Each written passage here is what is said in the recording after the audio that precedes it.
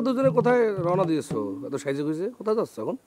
নির্দিষ্ট কোনো জায়গা নেই, এমনি দুই বান্ধবী মিলে একটা হাওয়া খাওয়ার বেরোইছি। তুমি খাইলে খাইতে পারো, তা তুমি আবার বেশি হাওয়া খাইও না। এর উপরেও যদি ও মানুষের উপর চড়াও হওয়ার সুযোগ দেওয়া হয় তাহলে পরে জিনিসটা খারাপ হবি না। কোনটা ভালো হবি আর কোনটা খারাপ হবি সেটা আমি ভালো করে জানি। আমি তো চলে যাবো, আপনি কি মনে হয়েছে সস্তা না কিছু? না কেন কিছু গেলেই মনে হয়েছে যে হয় তুমি তো মরে যায় বাঁচতে, আমাকে কি হতো? আমি জয়নালার পাপিক নিয়ে কি করে থাকতাম? তোমার নামে যে গ্রামের মানুষজন এত খারাপ খারাপ কথা কয়, এগুলা শুনলে পরে তো আব্বার কষ্ট লাগে খুব।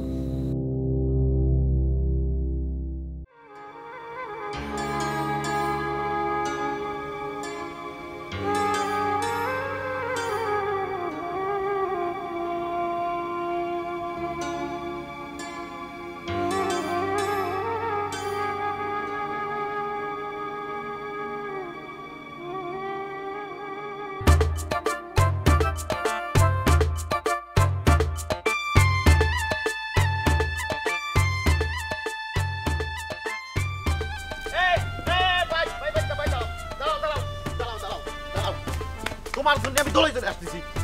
এই কি সমস্যা? পিছন থেকে এবার করে কেউ ডাকে নাকি? কি করতে ডাকতেছিস? আরে ডাকবো না কিসের জন্য? তুমি তাস খেলা যেটা সাত সাত যেভাবে দৌড় দিয়ে চলে আসছো, তুমি আসার পরে ফরিদ ভাই মনে করছে যে আমি চিটিং করে তোমার জিতাচ্ছি। ফরিদ ভাই পরে লাথ আমার ওখান থেকে ফেলাই দেয়। ফরিদ যা করি সেটা ঠিকই করেছে, তো লাথি মেরি মানে পার করে দেওয়া উচিত ছিল। আচ্ছা একটা কথা কর, তাস খেলা করে কেউ জিতলি বসে বসে থাকবি কি করতি? কোন কারণে বসে থাকতে হবে? হ্যাঁ বসে থাকবে না সেটা বুঝলাম, কিন্তু আমাদের হাতে তো যথেষ্ট সময় ছিল, আর 2-4 রান খেলা যাইতো তো। পাগল মতো কথা করছিস কে? আমি খেলায় জিতে গেছি, আমি তো চলে আসবো, এটাই তো নিয়ম।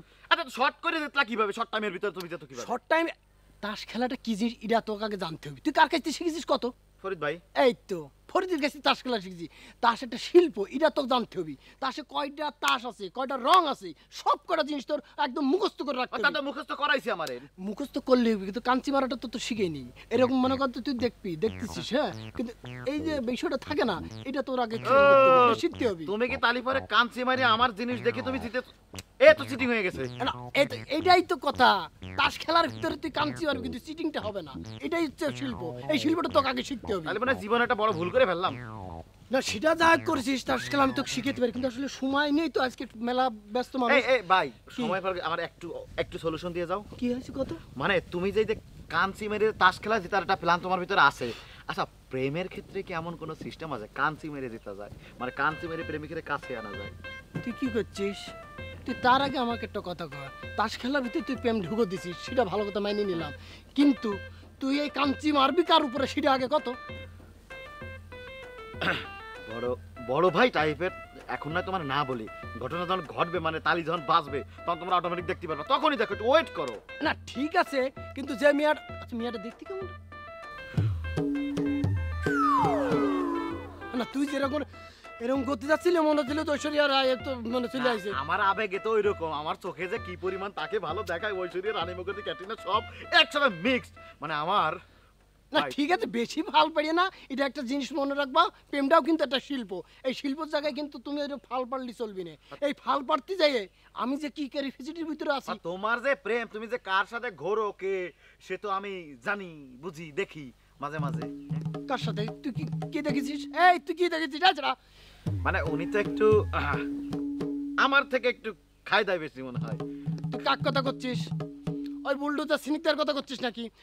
ওই সিনিকটা আমার যেটা করতেছে এটা তো আমি মানুষের ভাষায় প্রকাশ করতে পারতেছি না ভাই। এটা যে ঝামেলা ক্যারিফিসিটির মধ্যে আছি, সারাদিন আমার যে জায়গা ধরতে খাবলে ধরতে যাচ্ছে, এটা তো ঠিক না রে। কিন্তু তো ছোট ভাই বলো, একটু ফলো দাও। ও তুমি তাহলে বুলডোজারের পালা একদম ঠিকঠাক পড়ছো। এই তুই বুলডোজার করছিস কেন করে? তুই বুলডোজার কবি কি করতি? গ্রামের একটা মেয়ে আছল, তার তুই বুলডোজার কোন সাহসে সম্মান দিয়ে কথা বলতে পারিস না? এবারের মতো ভুল হয়ে গেছে, জীবনে আর এই বুলডোজারটা কইতাম না। তাই আমি না করলেও কিন্তু তার আচার আচরণ বা তার দৈহিক গঠন কিন্তু যায়। এটাই তো সমস্যা, তার আচার আচরণ এটাই তো সমস্যা করতেছে আমার জন্য। আমি তাকে চাচ্ছি না, সে আমাকে চাচ্ছে, তাহলে কতটা ঝামেলার মধ্যে আছিস। তোর কি কব, সময় নেই তো, ব্যস্ত মানুষ তো, কি কব। আমার কিন্তু পারফেক্ট সলিউশনটা এখনো পাইলাম না। ওরে সলিউশন তো আমি দেবো না, আমি তো আসি নাকি হারা যাচ্ছি, গ্রাম থেকে ছেড়ে চলে যাচ্ছি, তা তো যাচ্ছি না। আমি আসি তো সলিউশন দেবো না, যা আপনি ব্যস্ত আছি, পরে কথা বলবো। কি কাজ এত যাচ্ছ? যা তো যা যা, আর মানে তোমার কি কাজটা তো জানি, এই বুলডোজারের সাথে টাঙ্কি মারবা।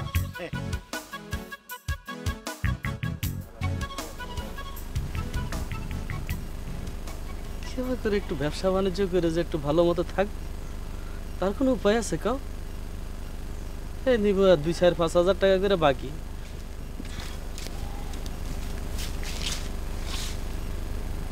রাজা ভাই মনে হচ্ছে মন খারাপ করে বসে আছে কি? দেখতে হবে। আরে বাবারে, এইভাবে যদি বাকি চলে যায় তাহলে আমি কি দিয়ে দোকান চালাবো? বন্ধ করে দিই, থাকে এটাই ভালো। দরকার হলে রিক্সা চালায় খাবো, ওইখানে তার কোনো বাকি নেই। এ রাজা ভাই, এ তোমার দোকানে আসলাম একটু চা খাতি, তো তোমার মন খারাপ করে দোকান বন্ধ করে বসে আছো কেন? চা কোত্থেকে আসবে? চা খাতি হলে তো চা চিনি লাগবে, চা পাতি লাগবে, ওই যে আগুন লাগবে, পানি লাগবে, তেল লাগবে, এগুলো আসবে কোন থেকে? হ্যাঁ, বাজার থেকে কিনে আনবে না? তোমাদেরকে যে আমি যে খাওয়াই, আইসা আইসা যে বলো রাজা ভাই চা দাও, বিস্কিট দাও, এটা দাও, সেটা দাও, এগুলো তো কিনতে তো পয়সা লাগে রে ভাই। মাগনা মাগনা আসে না, এমনি এমনি আসে না, বুঝছো? তুমি দোকান খুলে বসে আছো, টাকা পাচ্ছ না? হ্যাঁ পাই, যেমন তোমার কাছে 5,000 টাকা পাই, এরকম আরেকজনের কাছে 7,000, 10,000, এরকম অনেকের কাছে তো টাকা পাই। আচ্ছা কও তো ভাই, একটা চায়ের দোকান থেকে যদি এক একজনে 5,000, 7,000 টাকা করে যদি বাকি খায়, ওই দোকানটা কিভাবে চলে আমাকে একটু খুলে কও তো ভাই। তাই আমি চিন্তা করেছি আর স্যার দোকানই করবো না, প্রয়োজনে রিক্সা চালাবো, রিক্সা, ওই রিক্সা চালায় নগদ টাকা পাবো, ওইখানে তার বাকি নাই, বুঝছো? কি আর করাম, মনটা চাইছিল তোমার দোকানে বসে একটু চা খাই, আর খাওয়া হলো না রে। তাই গা যাও, অন্য দোকানে যায় খায়া দেখো কেউ বাকি দেয়নি। রাজা ভাই চা দাও, বিস্কিট দাও। রাজার দোকানে চা তোমাদের কপালে জুটবি না, আমি আর দোকানে চা দোকান আর বাঁচছি না, বুঝছো?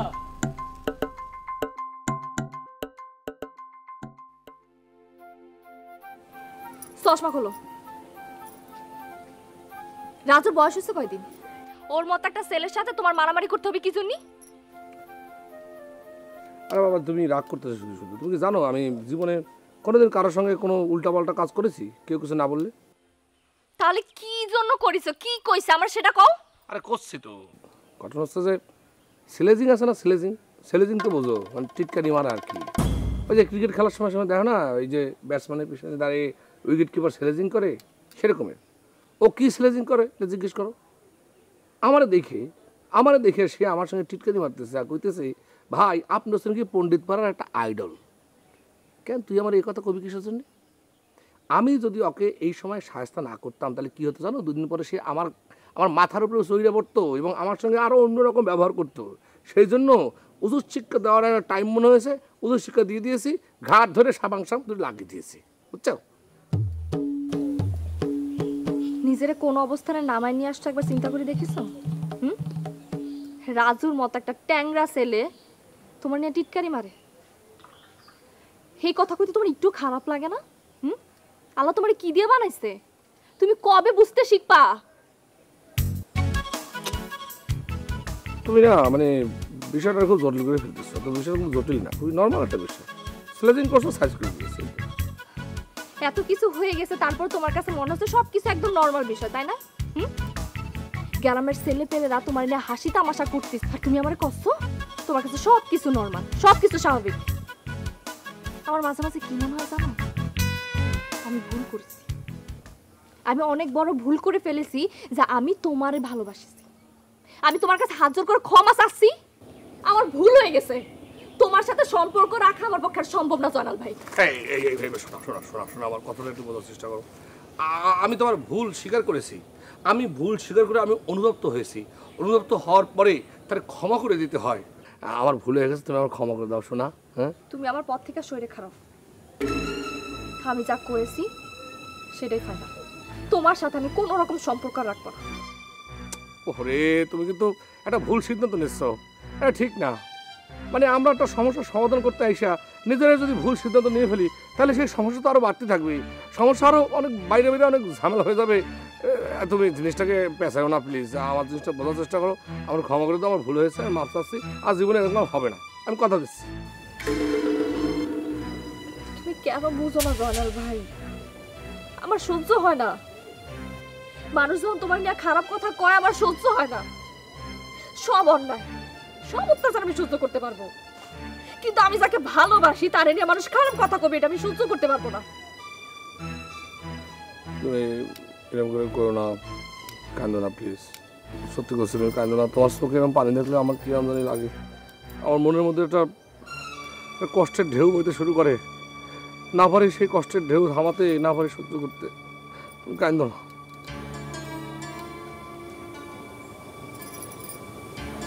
আমি কান্দো না, কিন্তু আমি তোমার নিয়ে গর্ব করতে চাই জয়নাল ভাই। আমি আমি চাই এই পণ্ডিত পাড়ার সবাই তোমার সম্মান দেওয়ার কথা বলবো। তোমার নাম যখন নিব তখন তোর সবাই সম্মান দিব, সেটা আমি দেখতে চাই। আমার আব্বার কাছে আমি কইতে চাই যে আমি জয়নাল ভাইরে ভালোবাসি।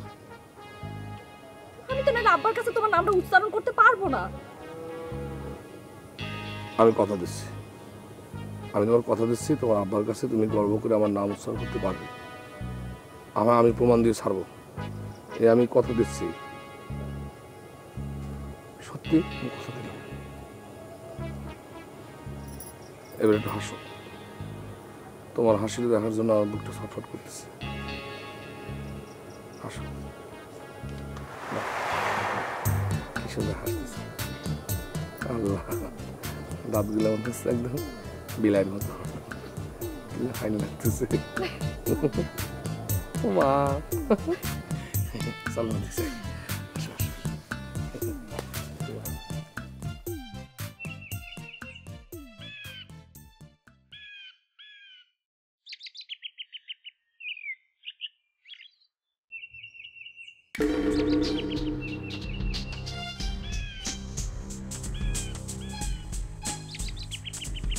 এই পদের শিরোমণি হানিফ আমার দিকে তাকায় আছে কি জন্যে? ওরে দেখেই তো মনে হচ্ছে কোনো কুমতলব আছে। এতবার ভাবি যে এই বদটার সাথে যদি দেখা না হয়, তাও ঘুরিয়ে ফিরে সামনে আসে পড়ে। বদির পাইছি তোমার আজকে, কাটা খায় নুনের সিটা দিয়ে দেখি তোমার কতখানি জলে। তোমার জলা দেখতি আমার খুবই ভালো লাগবি।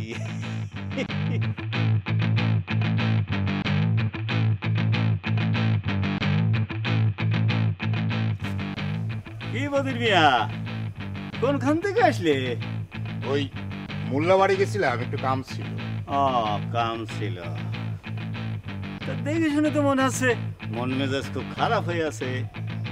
না, মন মেজাজ খারাপ হবে কেন? মন মেজাজ খারাপ না তো। আরে বর্তমান যুগে ছেলে পেলেদের নিয়ে মন খারাপ করে কোনো লাভ নেই, সবই তো বাউন্ডুলে স্বভাবের। বাপ মায়ের কথা শোনে না, সোজা জাতি গলি যায় বাঁকা। মুরব্বীদের কথা তো সম্মান দিয়েই কথা বলে না। এসব নিয়ে মন খারাপ করে কোনো লাভ নেই। অবশ্য এসব বলে কিছু হবে না, বাপ মায়ের মন তো ওই ছেলে পেলেদের কীর্তিকলাপে খারাপ লাগবেই।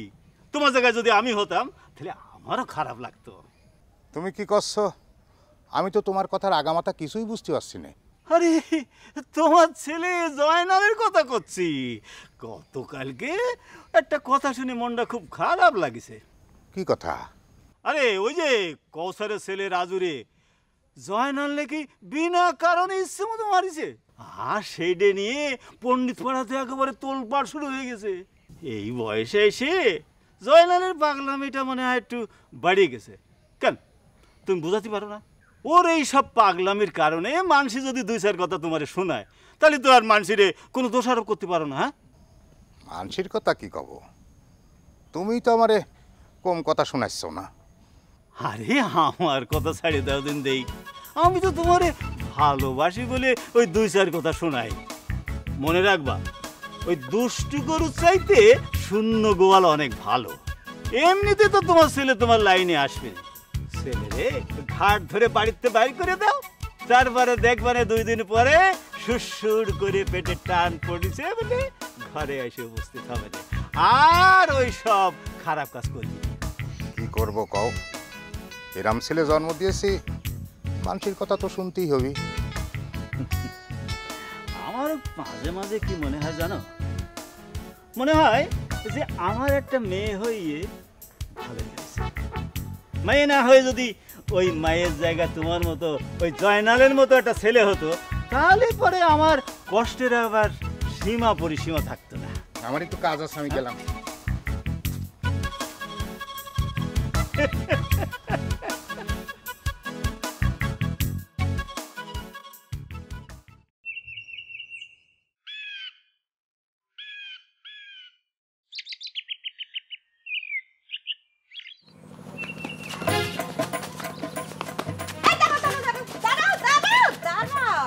ব্যাপারটা কি? হ্যাঁ, তুমি আমার দেখে সবসময় পালাই যাওয়ার চেষ্টা করতেছো, কারণটা আমি বুঝতে পারতেছি না।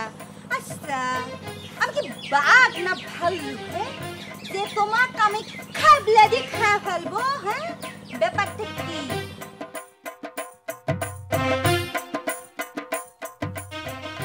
তুমি বাঘ ভালুক না হলেও এরকম জলহস্তির মতো তুমি আমার মতো ইনোসেন্ট নিষ্পাপ একটা সওয়ালের উপরে মাঝে মধ্যে দেখি অ্যাটাক করে বসো। এটা কি ঠিক করতেছো সিনিকদা? কে করতেছো এটা? এটা তোমার কিরম বিচার কত দেখি?